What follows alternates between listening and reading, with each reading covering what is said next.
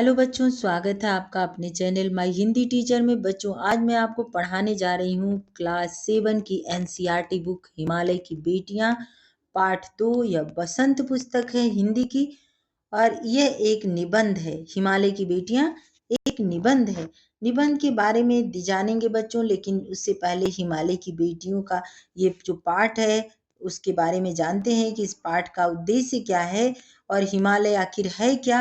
हिमालय उत्तर भारतीय नदियों के लिए पानी के विशाल भंडार के रूप में कार्य करता है। भारत की लगभग सभी महान और बारहमासी नदियां हिमालय पर्वत या ग्लेशियरों से निकलती हैं। प्रचुर वर्षा, विशाल हिम क्षेत्र और विशाल ग्लेशियर भारत की शक्तिशाली नदियों के भोजन के मैदान हैं। नदियों में जल कहाँ से आता है? और गंगा को हिमालय की सबसे बड़ी बेटी माना जाता है, जो हिमालय से निकलकर समतल मैदानों में बहती है। यमुना भी हिमालय से निकलने वाली एक महत्वपूर्ण नदी है, जो गंगा की सहायक नदी है। रावी, सतलुज, ब्यास, चनाब, झेलम, काबुल, कुभा, कपिशा, सरयू, गंडक और कोशी भी हिमालय की बेटियां हैं, जो विभिन्न क्षेत्र से बहती हैं। इस पाठ में बच्चों, इस पाठ का सारांश देख लेते हैं कि इस पाठ में लेखक ने गंगा, यमुना और सतलुज नदियों का बहुत ही अद्भुत मानवीयकरण किया है। लेखक कहते हैं कि उसने इन नदियों को केवल दूर से ही देखा था, लेकिन आज तक इन नदियों को बहुत ही शांत और किसी को नुकसान न पहुंचाने वाला सोचता था। अब चलिए बच्चों, इस पाठ को मैं पढ़ती हूँ। इस पाठ को लिखा है नागार्जुन ने और उसके बाद हम पाठ के प्रश्नों को भी हम लोग देखेंगे। अंत तक बने रहिएगा बच्चों। चलिए, हिमालय की बेटियां पाठ को पढ़ती हूँ और पेंसिल निकाल लीजिए, ताकि जहां भी कोई भी परेशानी होगी, कठिन शब्द होंगे, उनको मैं बताती चलूंगी और आप लोग नोट कर लीजिएगा। पढ़ते पढ़ते साथ में हम लोग व्याकरण के बारे में भी देखेंगे। तो चलिए बच्चों, अभी तक मैंने उन्हें दूर से देखा था। बड़ी गंभीर, शांत, अपने आप में खोई हुई लगती थी। कौन? नदियां।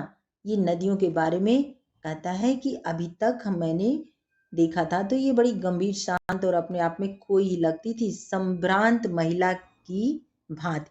अब संभ्रांत का अर्थ होता है बच्चों बहुत ही सदी, अच्छी, सदी हुई महिला जो बहुत ही समझदार हो।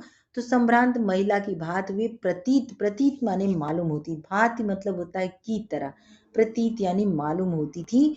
उनके प्रति मेरे दिल में आदर और श्रद्धा के भाव थे। माँ और दादी, मौसी और मामी की गोद की तरह उनकी धारा में डुबकियां लगाया करता करता। अब बच्चों यहाँ पे देखिए डुबकी और डुबकियां, ये देखिए डुबकियां बहुवचन है, तो अब इसको हम कैसे लिखेंगे?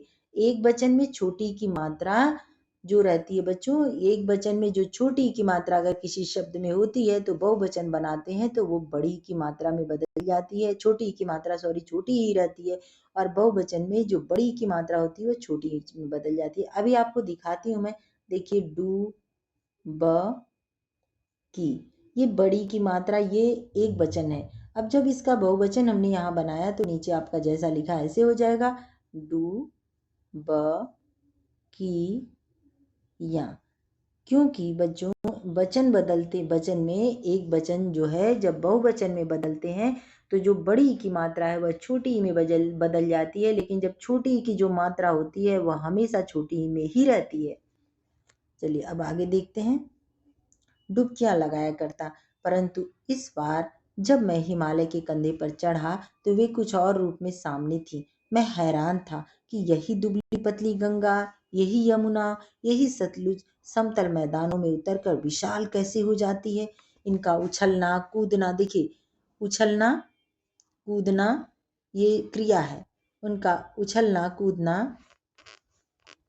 देखिए पहाड़ों से निकली हुई नदियां जो नीली नीली दिख रही हैं, ये नदियों की धारा है। तो देखिए कितनी पतली धारा है, और जब नदी के रूप में आप देखते हैं तो कितनी विशाल दिखती है। खिलखिलाकर लगातार हंसते जाना, इनकी यह भाव भंगी, इनका यह उल्लास कहाँ गायब हो जाता है मैदान में जाकर। किसी लड़की को जब मैं देखता हूँ, किसी कली पर जब मेरा ध्यान अटक जाता है, तब भी इतना कौतूहल और विस्मय नहीं होता जितना कि इन बेटियों की बाल लीला देखकर। बेटियों, कवि लेखक किसको कह रहे हैं? ये नदियों को। कहाँ ये भागी जा रही हैं, वह कौन लक्ष्य है जिसने इन्हें बेचैन कर रखा है? अपने महान पिता का विराट प्रेम पाकर भी, पिता कौन है बच्चों? हिमालय। जिनकी गोद से ये निकली हुई हैं उनको पिता कहा, लेखक ने कहा है अपने महान पिता का विराट, विराट मतलब होता अथाह प्रेम पाकर भी अगर इनका हृदय अतृप्त, तृप्त का अर्थ होता है बच्चों संतोष, और अतृप्त जिसके अंदर कोई संतोष नहीं है, प्यासा, हृदय अतृप्त। देखिए यहाँ पर अ प्लस तृप्त, अभी इसको मैंने आपको पहले चैप्टर में एक बताया था। तो देखिए अ प्लस तृप्त ये त है बच्चों, इसको ट मत समझिएगा। अ प्लस तृप्त, तो यहाँ पर तृप्त में अ उपसर्ग जुड़ा हुआ है। अ उपसर्ग, उपसर्ग यानी प्रीफिक्स, इंग्लिश में प्रीफिक्स कहते हैं और हिंदी में उपसर्ग कहते हैं बच्चों। अ जोड़ने से वे शब्दांश जो किसी शब्द के पहले जुड़कर उनका अर्थ बदल देते हैं और एक नया शब्द बनाते हैं, उन्हें कहते हैं उपसर्ग। तो यहाँ पर उपसर्ग अ है। जब भी आपसे कहा जाएगा अ उपसर्ग के 5 शब्द बनाइए तो आप फटाफट बना सकते हैं बच्चों। अतृप्त, असत्य, अपवित्र, है ना, ऐसे करके पवित्र में अ जोड़ दीजिए, अपवित्र, असत्य, अधर्म, अन्याय, ऐसे करके बना सकते हैं आप।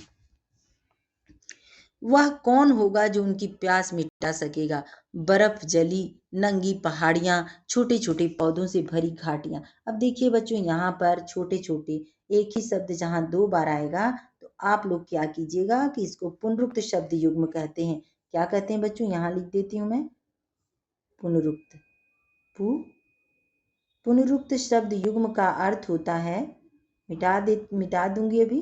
पुनरुक्त शब्द युग्म यानी दोबारा, पुनर मतलब होता है दोबारा, उक्त यानी कहा गया, दोबारा कहा गया शब्द जो है उसको कहते हैं पुनरुक्त शब्द युग्म। तो देखिए यहाँ पर छोटे छोटे पौधों से भरी घाटियां, बंधुर आदित्य, आदित्यकाएं, बंधुर आदित्यकाएं, सरसब्ज उपत्यकाएं, ऐसे हैं उनका लीला निकेतन।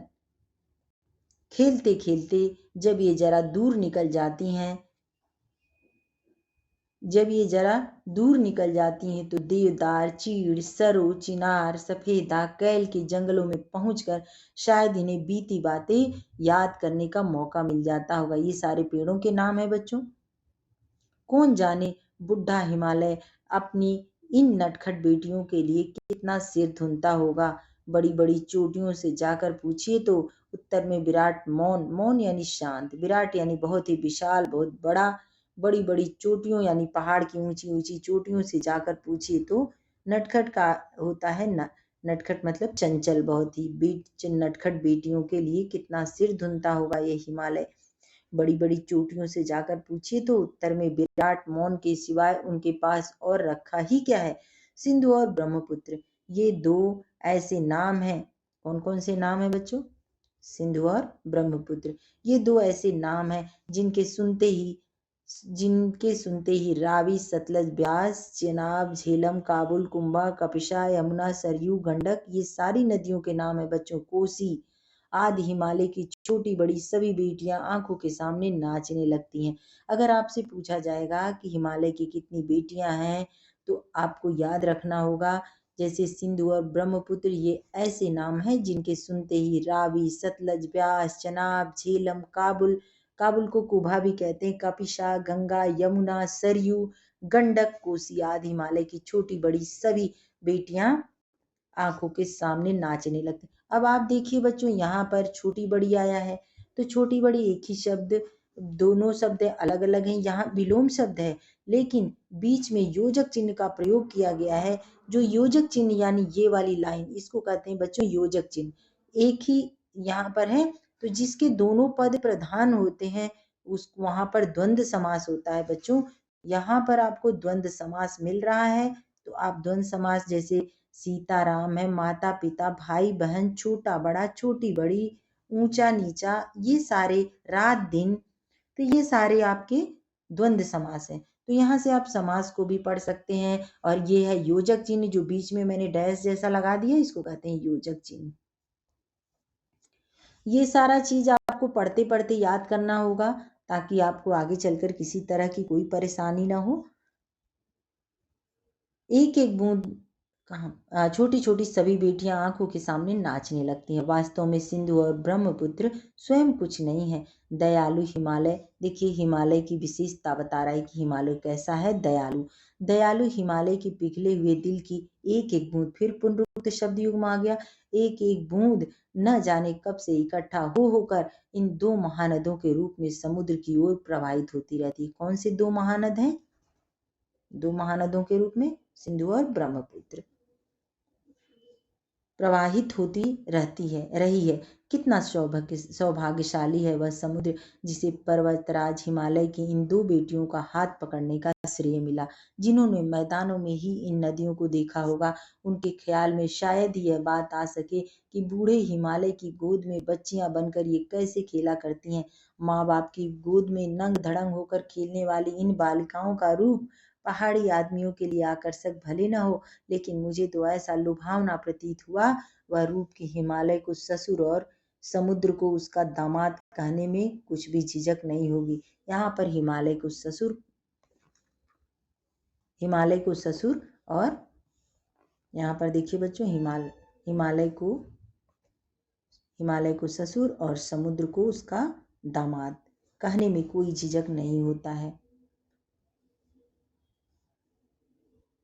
यह निबंध है बच्चों कालिदास के बिरही यक्ष ने। अब देखिए आपसे प्रश्न कालिदास के बारे में आता है तो आप यहाँ अंडरलाइन कर देती हूँ मैं। कालिदास के बिरही यक्ष ने अपने मेघदूत से कहा था, बेत्रवती यानी बेतवा नदी को बेत्रवती कहते हैं बच्चों, इसको याद रखिए।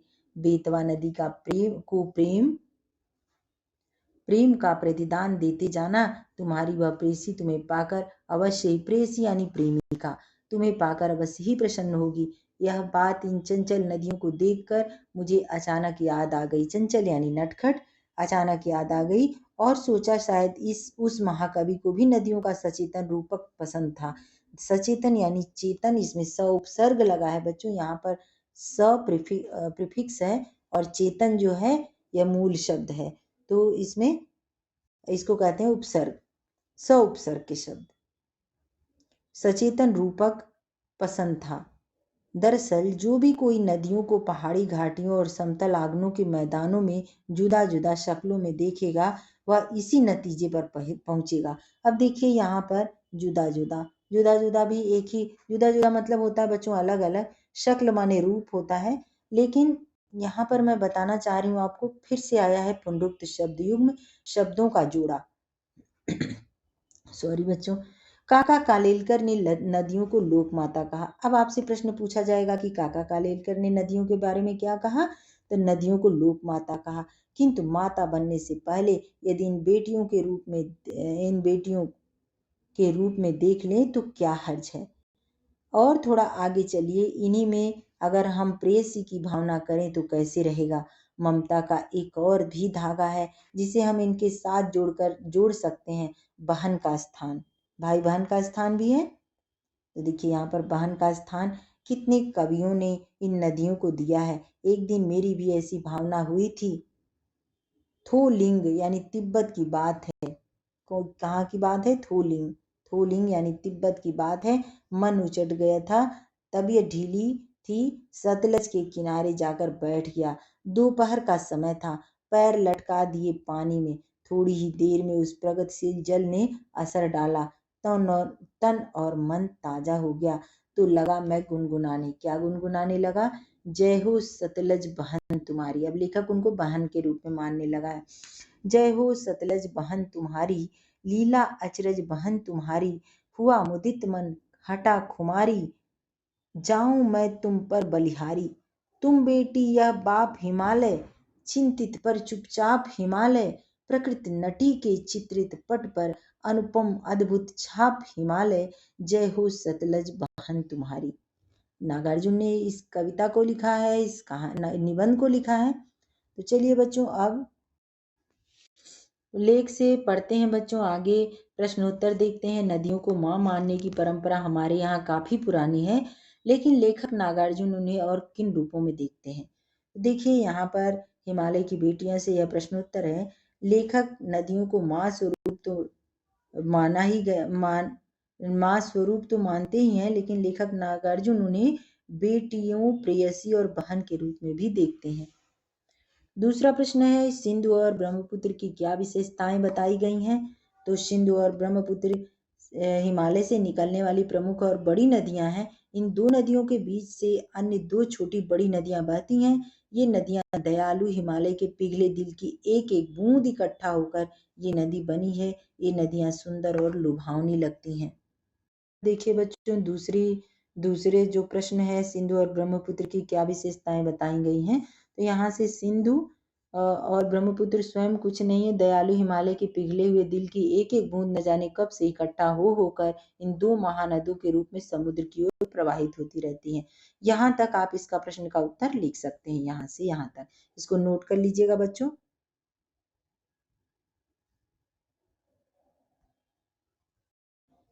अगला प्रश्न है बच्चों, काका कालेलकर ने नदियों को लोक माता क्यों कहा है? तो आपको मैंने वहां पर अंडरलाइन करा दिया था कि काका कालेलकर जल ही जीवन है, नदियां हमें जल प्रदान करती हैं, जीवन देती हैं, इसीलिए काका कालेलकर ने नदियों को लोक माता कहा है। और हिमालय की यात्रा में लेखक ने किन किन की प्रशंसा की है? तो हिमालय की यात्रा में लेखक ने नदियों, पर्वतों, बर्फीली पहाड़ियों, हरी भरी घाटियों, महासागरों की भूरी भूरी यानी बार बार प्रशंसा की है। लेख से आगे देखते हैं बच्चों, नदियों और हिमालय पर अनेक कवियों ने कविताएं लिखी हैं। उन कविताओं का चयन कर उनकी तुलना पाठ में निहित नदियों के वर्णन में कीजिए। तो इसको आप पाठ के आधार पर कर सकते हैं बच्चों। और अगला है, ये देखिए, गोपाल सिंह नेपाली की कविता हिमालय और हम रामधारी सिंह दिनकर की कविता हिमालय और जयशंकर प्रसाद की कविता हिमालय के आंगन में पढ़िए और तुलना कीजिए। तो हिमालय है बच्चों, हिमालय कविता को एक बार मैं पढ़ देती हूँ। मेरे नगपति मेरे विशाल, साकार दिव्य गौरव विराट पौरुष के पुंजीभूत ज्वाल, मेरे जननी के हिम करीट, मेरे भारत के दिव्य भाल, मेरे नगपति मेरे विशाल, युग युग अजय निबंध मुक्त, युग युग गर्वोन्नत नित्य महान, निश्चिम व्योम में तान रहा युग के युग से किस महिमा का वितान, कैसी अखंड यह चिर समाधि, यतिवर कैसा यह अमर ध्यान, तू महाशून्य में खोज रहा किस जटिल समस्या का निदान, उलझन कैसा विषम जाल, मेरे नगपत मेरे विशाल, वो मौन तपस्या में लीन यति, पल भर को तू तो कर दृगुन्मेष, रे ज्वालाओं से दग्ध विकल है, तड़प रहा पद पर स्वदेश। और भी लंबी कविता है बच्चों, यह लेख 1947 में लिखा गया है। तब से लेकर के हिमालय से निकलने वाली नदियों में क्या क्या बदलाव आए हैं? तो आप भी जानते हैं कि तब से लेकर आज तक प्रदूषण बहुत अधिक बढ़ गया है, जनसंख्या भी अधिक हो गई है और नदियां धीरे धीरे सिमटती जा रही हैं। प्रदूषण के चलते पहाड़ भी धीरे धीरे छोटे होते जा रहे हैं, पहाड़ों की कटाई हो रही है, तो पहाड़ भी और गंगा की पवित्रता धीरे धीरे समाप्त होती जा रही है। अगला प्रश्न है, अपने संस्कृत शिक्षक से पूछे कि कालिदास ने हिमालय को देवात्मा क्यों कहा है? तो हिमालय पर्वत पर देवताओं का वास माना जाता है, ऋषि मुनि यहाँ तपस्या करते हैं, इसलिए कालिदास ने हिमालय को देवात्मा कहा है। अनुमान और कल्पना देखते हैं बच्चों। इसमें पहला है कि लेखक ने हिमालय से निकलने वाली नदियों को ममता भरी आंखों से देखते हुए उन्हें हिमालय की बेटियां कहा है। आप उन्हें क्या कहना चाहेंगे? नदियों की सुरक्षा के लिए कौन कौन से कार्य हो रहे हैं, जानकारी प्राप्त करें और अपना सुझाव दें। लेखक ने नदियों की बेटियों को हिमालय की बेटियां कहा है नदियों को, और क्योंकि वह नदियों का उद्गम स्थल है, उद्गम यानी निकलने का स्थान है, हिमालय से नदियां निकलती हैं, इसलिए उनको नदियों की हिमालय की बेटियां कहा गया है।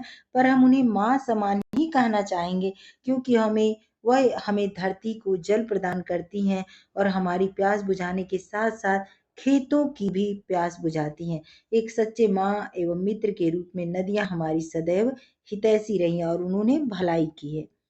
नदियों की सुरक्षा के लिए सरकार प्रयास तो कर ही रही है, स्वच्छ भारत मिशन पर वे अपर्याप्त हैं, उनमें दिखावा अधिक है, वास्तविकता कम है, क्योंकि जो सरकार व्यवस्था कर रही वो अपने हद तक बहुत अधिक कर रही, पर हमें भी अपने आप से करने की बहुत अधिक जरूरत है।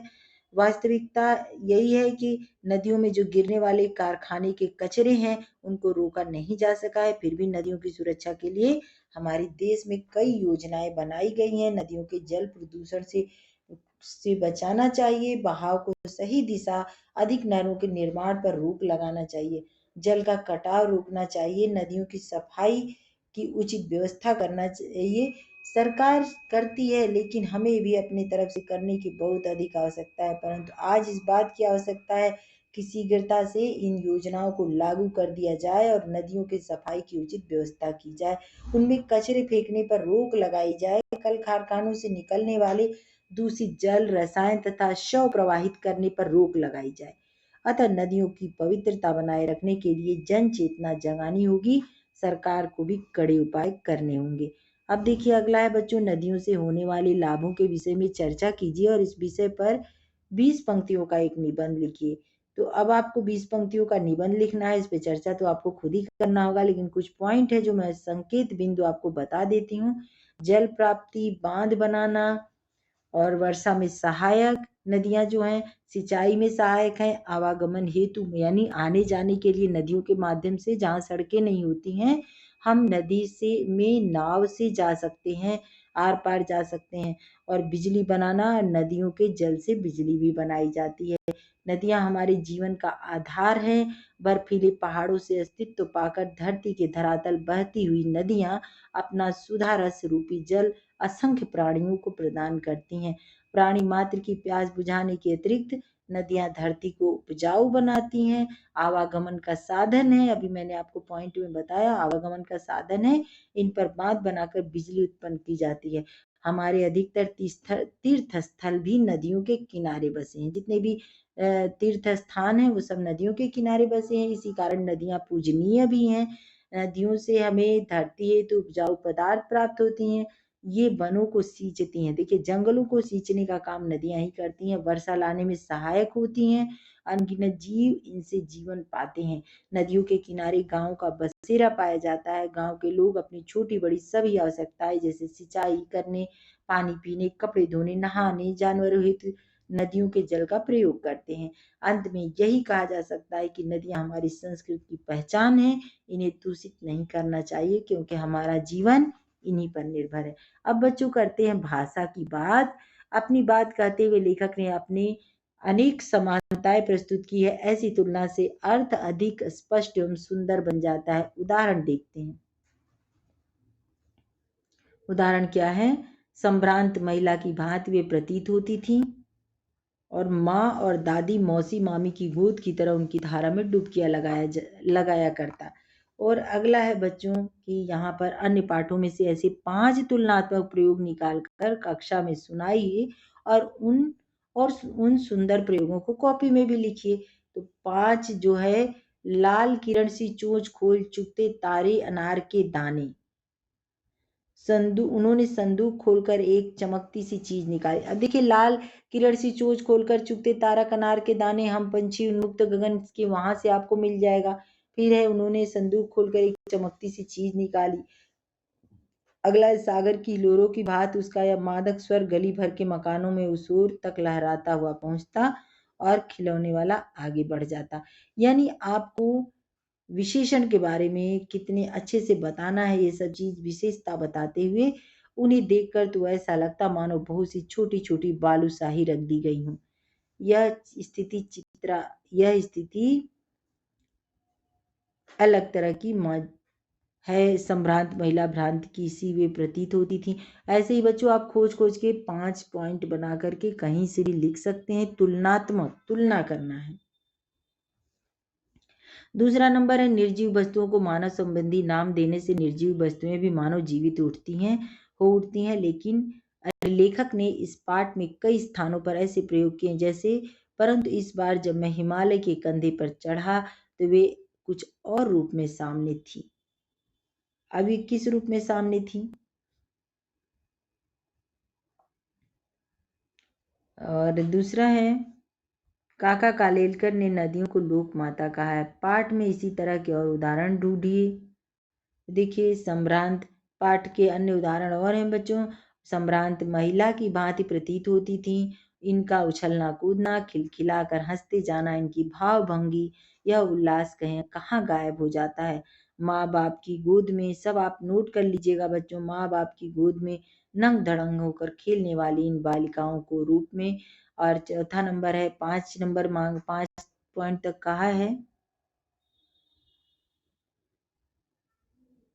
ऐसे ही स्थानों पर प्रयोग किए गए हैं, तो दिया गया है ना पाठ में, इसी तरह से और ढूंढिए। तो देखिए यहाँ पर 2 तो आपको लिख दिया गया है, आपको और ढूंढना है। पिता का विराट प्रेम पाकर भी अगर इनका मन अतृप्त ही है तो कौन होगा इनकी प्यास मिटा सकेगा। अगला है, बूढ़े हिमालय की गोद में बच्चियां बनकर ये कैसे खेला करती हैं। तो आपने वहां पे देखा था बच्चों, मैंने अंडरलाइन भी किया था। और एक और लाइन मैंने अंडरलाइन किया था, इंपॉर्टेंट थी, हिमालय को ससुर और समुद्र को उसका दामाद कहने में भी झिझक नहीं होती। ये भी इंपॉर्टेंट लाइन है, इसी पाठ से मिलता जुलता है। तो चलिए ये कंप्लीट हो गया। आप तीसरा नंबर देखते हैं, विशेषण और विशेष्य के बारे में। पिछली कक्षा में आप विशेषण और उसके भेदों से परिचय प्राप्त कर चुके हैं। नीचे दिए गए विशेषण और विशेष्य संज्ञा का मिलान कीजिए। विशेष यानी संज्ञा का मिलान कीजिए। तो देखिए बच्चों, विशेषण किसे कहते हैं, पहले तो ये जान लेते हैं कि वे शब्द जो संज्ञा और सर्वनाम की विशेषता बताते हैं उन्हें विशेषण कहते हैं। अब आपके मन में आएगा, संज्ञा किसे कहते हैं। किसी वस्तु, व्यक्ति, स्थान, जाति या भाव के नाम को संज्ञा कहते हैं, और वे शब्द जो संज्ञा के स्थान पर प्रयोग किए जाते हैं उन्हें सर्वनाम कहते हैं। तो हमने विशेषण हम लोगों को पढ़ना है बच्चों, तो चलिए विशेषण के बारे में यहाँ पर देख लेते हैं। लिखा हुआ है कि मिलान कीजिए, एक मिलान करके आपको बता दिया गया है। मूसलाधार वर्षा। अब संभ्रांत के बारे में कहा गया है। तो संभ्रांत बच्चों, जो अच्छे घर की, अच्छी संभ्रांत इज्जतदार महिला होती है, तो उसको संभ्रांत, यहाँ पर महिला लिखा हुआ है। संभ्रांत फैमिली, संभ्रांत पुरुष, संभ्रांत महिला, कुछ भी हो सकता है। तो यहाँ पर संभ्रांत लिखा हुआ है, तो संभ्रांत को महिला से मिलान कर देंगे। चंचल कौन थी, चंचल नदियां हैं, जो कि बहुत ही चंचलता से, नटखट और चंचल का प्रयोग इस पाठ में विशेषण है, नदियों के लिए किया गया है। नदियां हो गई आपकी विशेष्य और चंचल हो गया विशेषण। अगला है समतल। तो समतल क्या होता है बच्चों, समतल आंगन होता है। आंगन की जो धरती है, जमीन है, वह समतल यानी सम यानी बराबर, तल यानी जो तल होता है, जो जमीन होती है वो बिल्कुल बराबर है। घना, घना क्या हो सकता है, जंगल बहुत घना होता है, वहां पर ढेर सारे पेड़ पौधे होते हैं। और मूसलाधार वर्षा तो मिलान कर ही दिया गया है। चलिए बच्चों, अब आपको समझ में आ गया होगा, संभ्रांत महिला, समतल आंगन, मूसलाधार वर्षा, चंचल नदियां, घना जंगल, ये सारा कंप्लीट हो गया। अब द्वंद्व समास चौथा आया बच्चों। द्वंद्व समास के दोनों पद प्रधान होते हैं, ये भी मैंने आपको पाठ में बता दिया था। इस समास में और शब्द का लोप हो जाता है, यानी और के स्थान पर हम योजक चिन्ह का प्रयोग करते हैं। तो जैसे राजा रानी द्वंद्व समास है, जिसका अर्थ है राजा और रानी, जो योजक चिन्ह है, जो डैश है, उसका मतलब होता है और। पाठ में कई स्थानों पर द्वंद्व समासों का प्रयोग किया गया है। इन्हें खोजकर वर्णमाला क्रम यानी शब्द को शैली में लिखिए। कैसे, जैसे पहले क आता है, फिर ख आता है, तो आपको इंग्लिश में जैसे अल्फाबेट आता है, आपको उसी तरह से हिंदी में भी क के बाद ख, ख के बाद ग, ऐसे करके लिखना है। मात्राओं का भी ध्यान देना है। चलिए बच्चों, 5वां नंबर है, नदी को। जैसे देखिए यहाँ पर लिखा है राजा रानी, तो आप छोटी बड़ी, तो आपकी बुक में मैंने अंडरलाइन करा दिया था। भाव भंगी, माँ बाप भी हो सकता है, बहुत सारे शब्द हो सकते हैं। देखिए यहाँ पे मैंने आपको कहा था छोटी बड़ी को अंडरलाइन कर लीजिए, छोटी बड़ी, ऐसे ऐसे है। माँ, माँ बाप, माँ, चंद्र, माँ बाप, ऐसे बच्चों बीच में योजक चिन्ह रहेगा, यानी इसका मतलब होता है और। भाव भंगी भी हो सकता है, जो इस चैप्टर में था। ये देखिए इतने शब्द, 3 शब्द हो गए।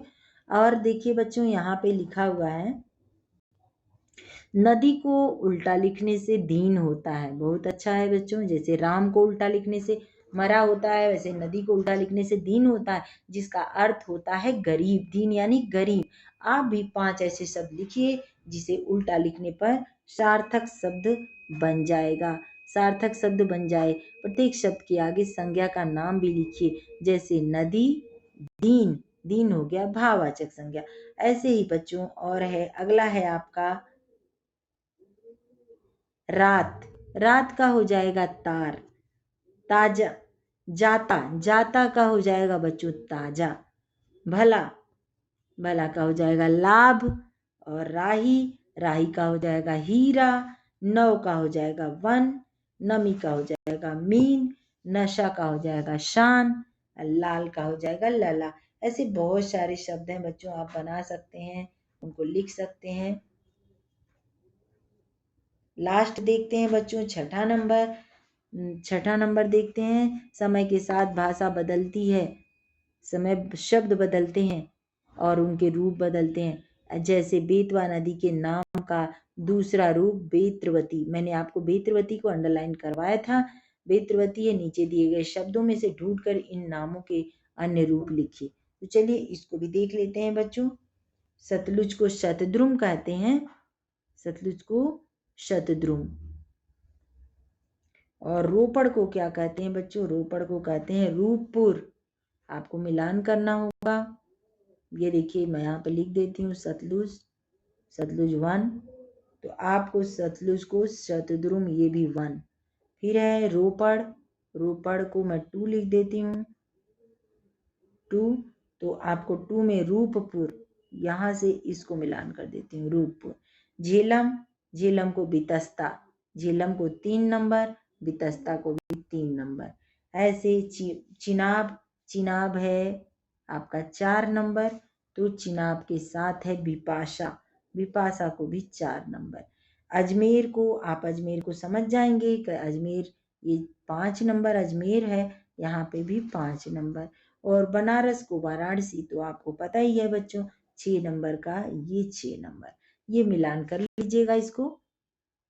और देखिए 7वां है, उनके ख्याल में शायद ही यह बात आ सके कि बूढ़े हिमालय की गोद में बच्चियां बनकर ये कैसे खेला करती हैं।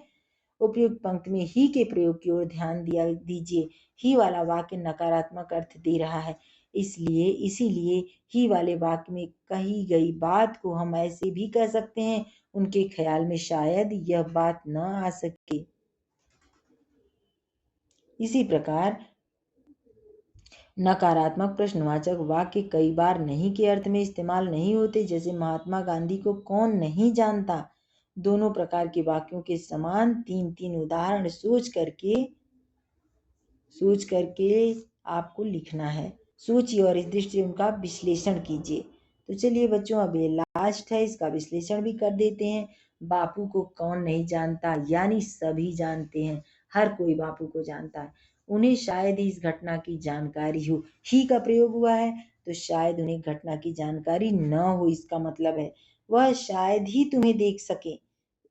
अगला नंबर है बच्चों, वह शायद ही तुम्हें देख सके, तो इसका अर्थ होगा, विश्लेषण होगा, शायद उन्हें घटना की जानकारी न हो। वे लोग शायद ही उधर खेलें, इसका विश्लेषण है, वे लोग शायद इधर ना खेलें। अब देखिए बहुत सारे और भी हैं यहाँ पे, चलिए यहाँ देख लेते हैं।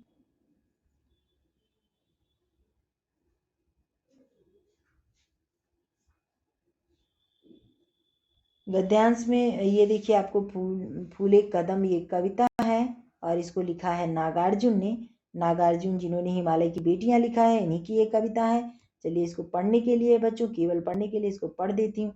फूले कदम्ब टहनी टहनी में, कंदुक सम झूले कदम्ब, फूले कदम्ब सावन बीता, बादल का कोप नहीं रीता, जाने कब से तू बरस रहा, ललचाई आंखों से नाहक, जाने कब से तू तरस रहा, मन कहता है छूले कदम, फूले कदम, फूले कदम। नागार्जुन, नागार्जुन की यह बहुत ही सुंदर कविता है बच्चों।